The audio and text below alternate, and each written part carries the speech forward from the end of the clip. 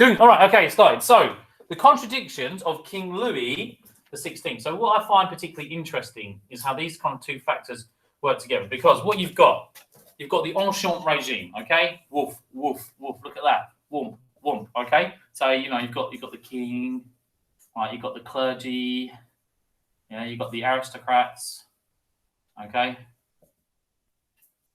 And then at the bottom you've got like the third estate. Okay, and I know I've separated those things like a little bit differently because you have the first and second estates there. But obviously the king is at the apex of power.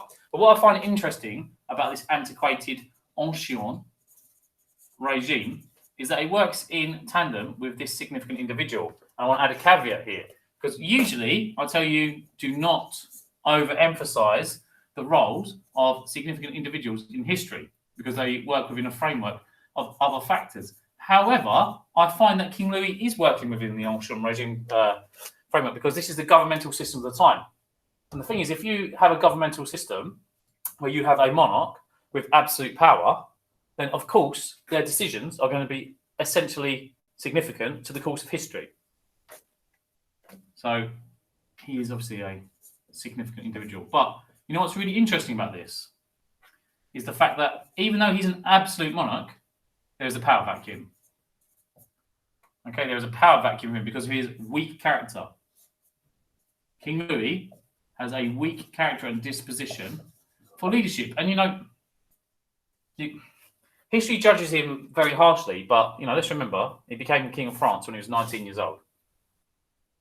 At one of the kind of hardest times in their history, when there's famines, enlightenment, bourgeois class wanting power. There's a lot going on. So is he a victim of that circumstance? I know we don't really have much sympathy with monarchs in history, but maybe he's the first victim of that monarchical system there. Okay.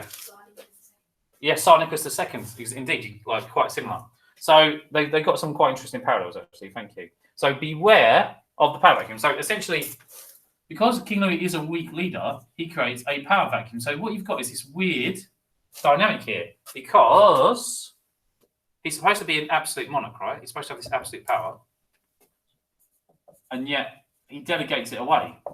Now, the weird thing is, if you had a strong king who decided not to delegate too much power, and that would make him rule more effectively, this may have preserved the ancien regime, even though the ancien regime in itself is a cause of inequality and therefore social tension, which leads to revolution. Okay? So, we've clearly got inequality. We know that inequality equates to social tension. And from a Marxist point of view, what it does, it creates an oppressor class and an oppressed class. Okay? So, the classical way of looking at the French Revolution is through a Marxist lens and saying, well, it's a bourgeois revolution. Okay?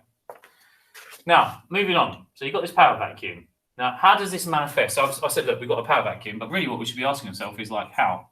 How do we get a power vacuum and where? And I thought really of two good examples, and this is in his financial ministers. So we have Necker and we have Turgot. Yeah. Okay, so we have Necker and Turgot. Okay,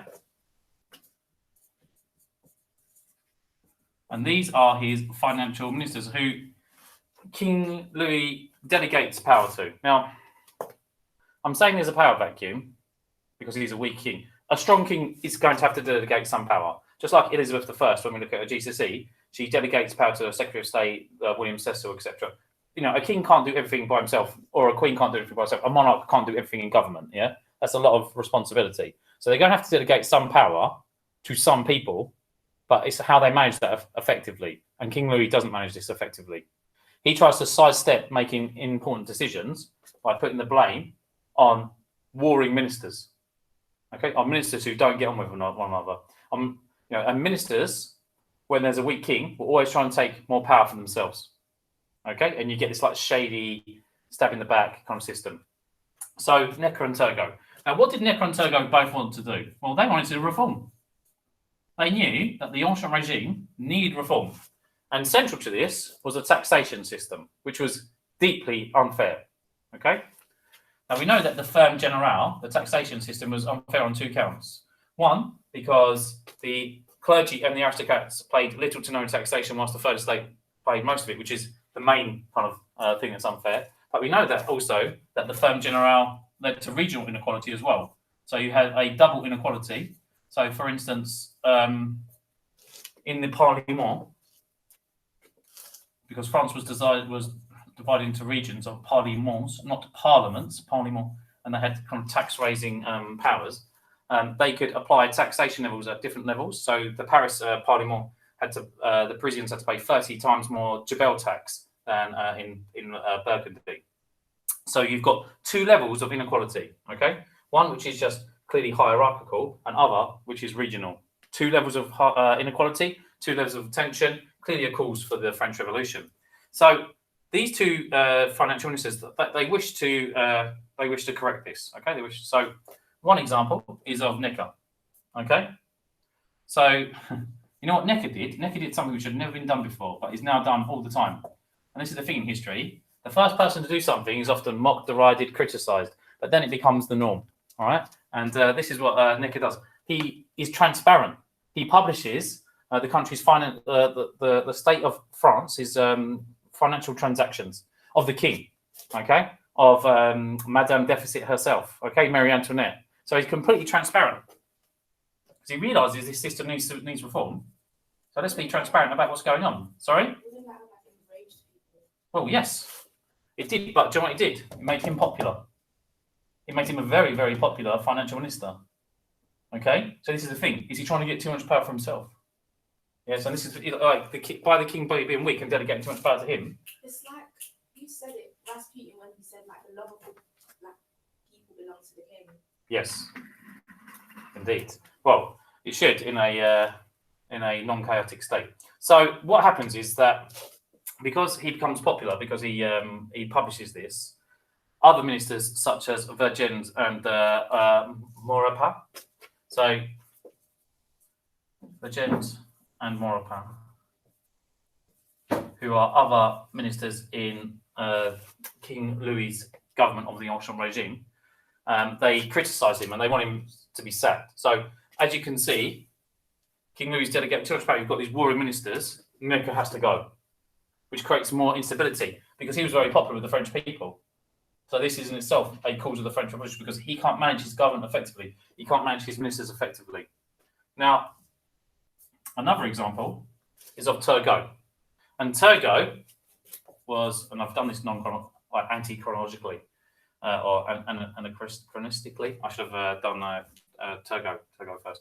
But anyway, or spoken about him first. Turgot was forced out of power as a financial minister because he attacked the privilege of the Parlement, okay, on power. So these Parlement, they were essentially power brokers in France.